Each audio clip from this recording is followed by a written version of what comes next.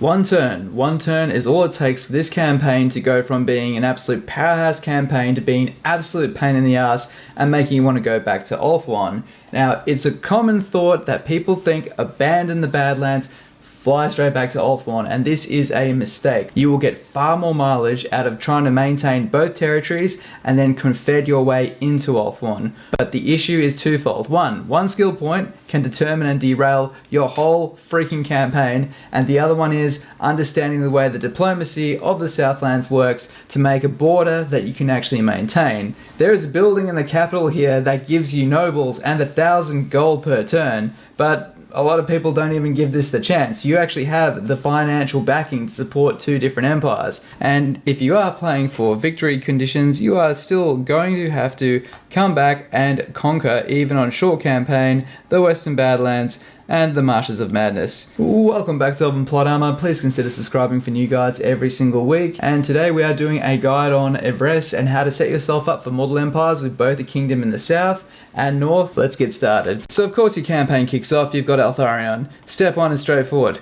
Way towards Galbaraz. And oh my goodness, there's an army there. Go attack it. When you start this battle, they're going to act very defensive, and it makes sense. They're holding the choke point. So what we're going to do is we're going to set our troops across here so they can use the shore as a natural flank protector. We've got our lines here to help stretch them out using Soul Quench. Sometimes they take a couple of shots before they start moving. And there we go. So we'll fire off one more and then we'll use our Arcane Phoenix.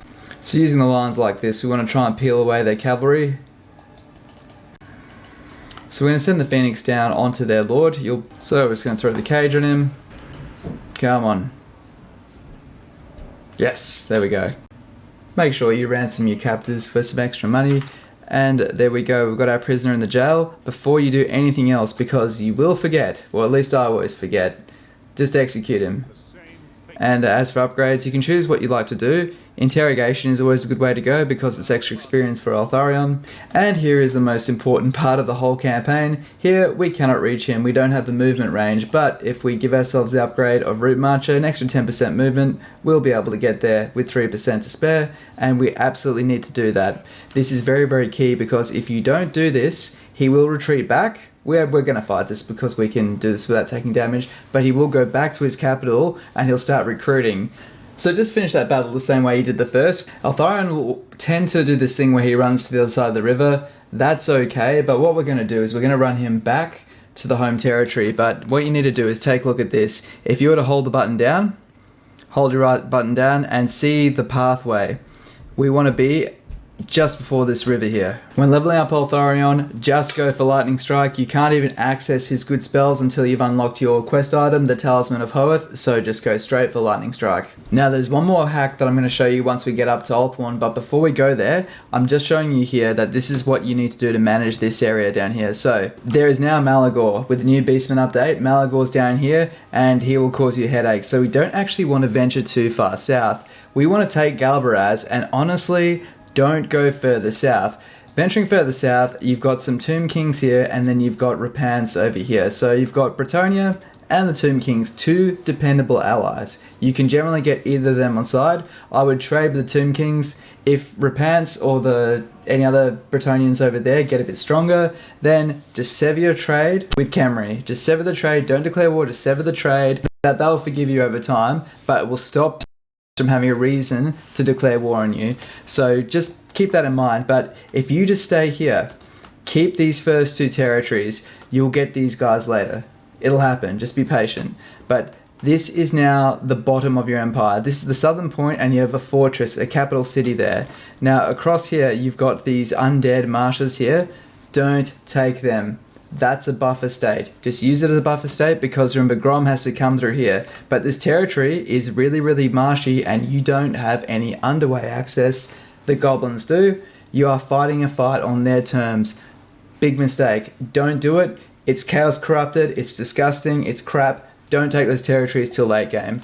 What you do want is you want Wurzag's provinces here. A nice, strong, easily fortified 4 settlement province, which allows you to have access directly to the east over here, and this will be the way that you can go and invade and destroy Broken Axe. Now before we finish up down here, the last thing we're going to do is we're going to build an Elven Garden because we want to be able to build a noble. Then we're going to scrap that for the salt resource. So over here you will begin the game with a Beast Mage, and you know what I think about Beast Mages?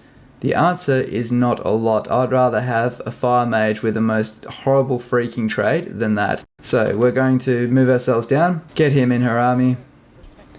He can start getting some experience too, and we're going to fight them on the field. Now normally I don't like to corner camp, but just by virtue of the fact that greenskins tend to outnumber you just so badly, it usually pays off to at least go to one side of the map so you can at least slow their advance, because just getting swarmed is what tends to ruin you. We have our Illyrian Reavers over here. We're going to try and discover where they're at. We're going to feign retreat back here. Oh.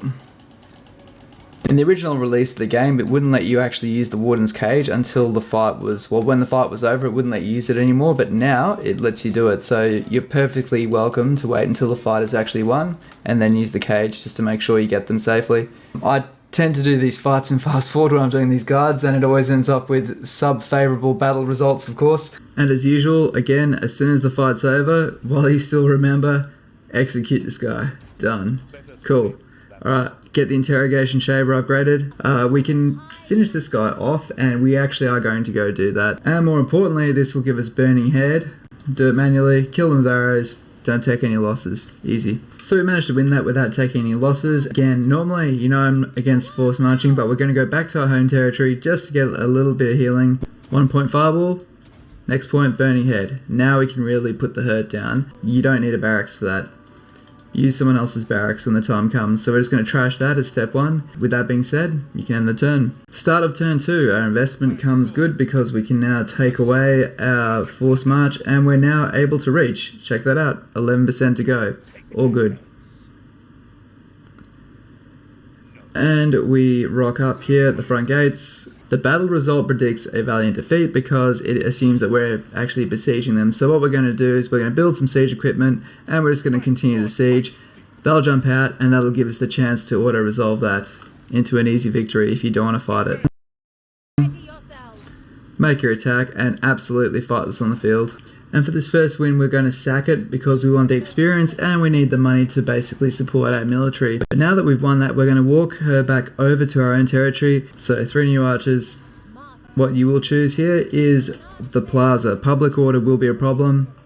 Get on top of it early. And with that, you can end the turn. And over the end turn, right on cue, they couldn't resist it. Seem to always do it second turn. This is a hard fight on the field. I'm just going to auto-resolve it. We are going to absolutely occupy it, and we're going to start replenishing. Start of turn 3, we have some raiding, but the good news is if you actually check these guys out, under diplomacy, the top knots, they're already at war with the harbingers of disaster. So Malagor already has their eyes set on them. So they're pretty much Malagor's chew toys essentially. So don't worry too much about it.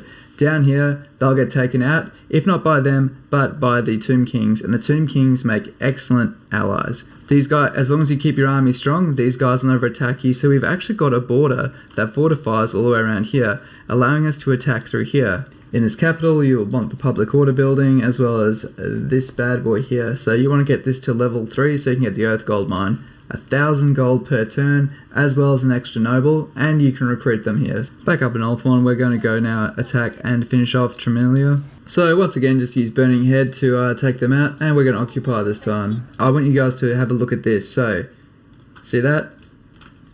Can't reach it.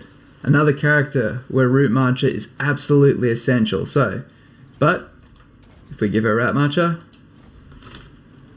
there we go. Whilst the budget looks like it can't really handle it, we are going to get ourselves another 3 archers just to make sure we can hold the front. Once we have Yvresse, then we can start focusing funds on getting some more Confederations.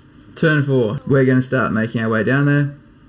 We are running at a loss at the moment, but this is just short term, and this just guarantees we beat them when they're down, because this final settlement, the Shrine of Loak, actually has quite a beefy garrison. Going down to the Badlands, we can now finally build our noble, so you should have at least 10 influence by this point, which is great because you might get yourself a good trait. If you don't, we can always disband them and get another one later, and he'll do for us just fine.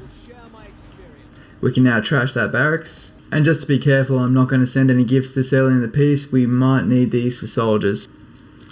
But honestly, what's happening up in Ulthuan is more important for these next few turns, and now we're going to charge down. You should be relatively healed and outnumbered, but we have Burning Head.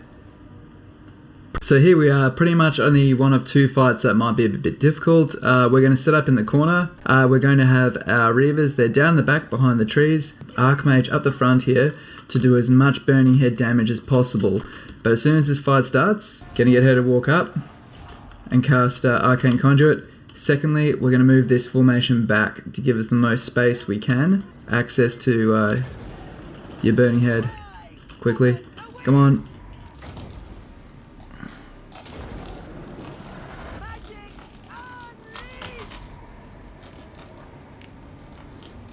Come on. Honestly, the Orc Boys are probably the biggest concern we have just because they're so tough. Okay, focus them, focus them.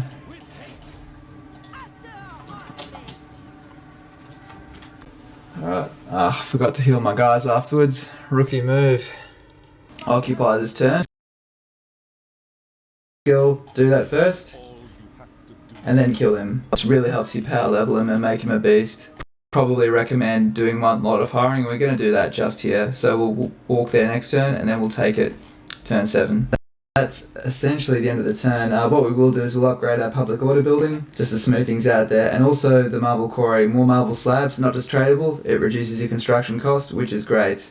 With a bit of extra cash as well, we're now going to build the salt flats for some more tradables. Speaking of tradables, let's get some more trade partners. Can we do this? Yes. Guys, trade. Yes. Tyrion.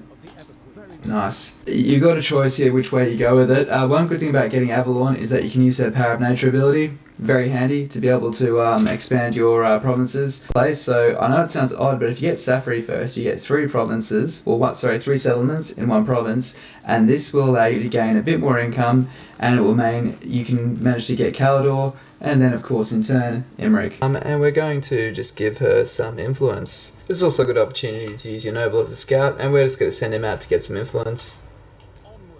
And if it looks all clear, we can go down and take that territory. That's always an option. So turn 6, we've discovered and encountered the Harbingers of Disaster. So what we do is we're going to zoom right in and then click on that. It'll show us where they are, and this is great. So they're over there, so they're not in danger of really giving us much trouble over here. So with that knowledge in mind, we know that we can get over there and we can look at taking this last territory here.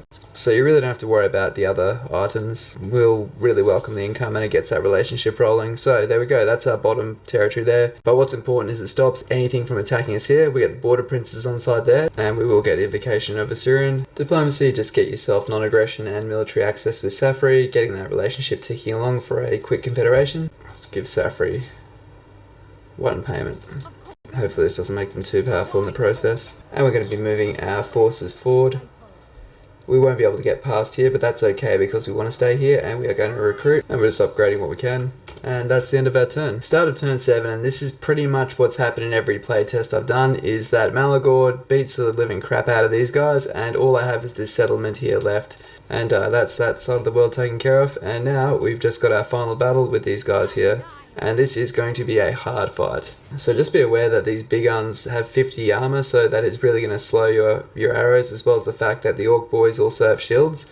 So it's quite a hard matchup against you. They've got cavalry as well, so we're going to try the same old tried and true. We're going to bait them with the horse archers, and then we're going to use our Flaming Mage to try to really decimate their lines. So we're essentially trying the exact same thing as we did last time, pulling back in the corner, and trying to really focus fire these archers down because they are what really does the damage here. Yep, faction destroyed, so the prisoners auto-execute.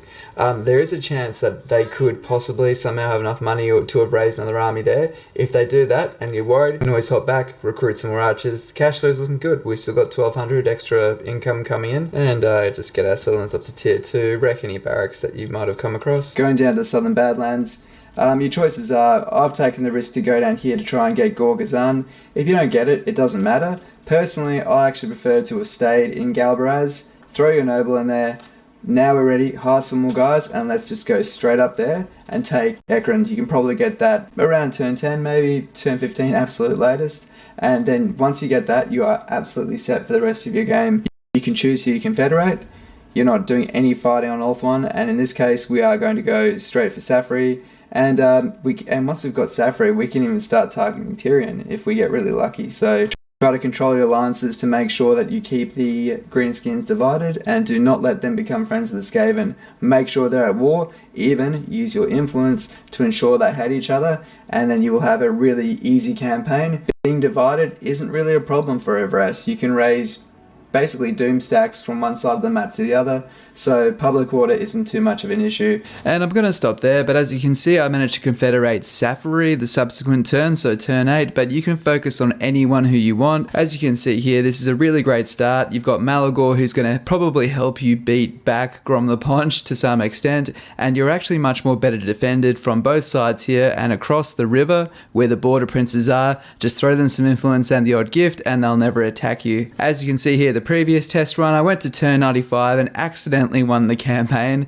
That's nothing amazing, but honestly, if you accidentally win the campaign before Chaos even shows up the first time, then something's going quite well. But what I'd really like to stress forward here is that this campaign is really, really fun. Don't just play Diet Tyrion and run back to Ulthuan, because you're missing out on a great experience to be able to fight not just Dark Elves, but Greenskins. It's a really unique campaign, it's awesome, and I really suggest you try it. Once you've got Yvresse under control, it's all downhill from here, but just those 3 tips: make sure you put Root Marcher and replace that initial mage with a Fire Mage, and you'll win your engagements, you'll own Ulthuan by Confederations, and most of all, you'll kick those greenies out of the Badlands. Thank you so much for watching. This has been Elven Plot Armor. Please consider giving the channel a like and subscribe if it's been interesting to you, and I'll catch you next time.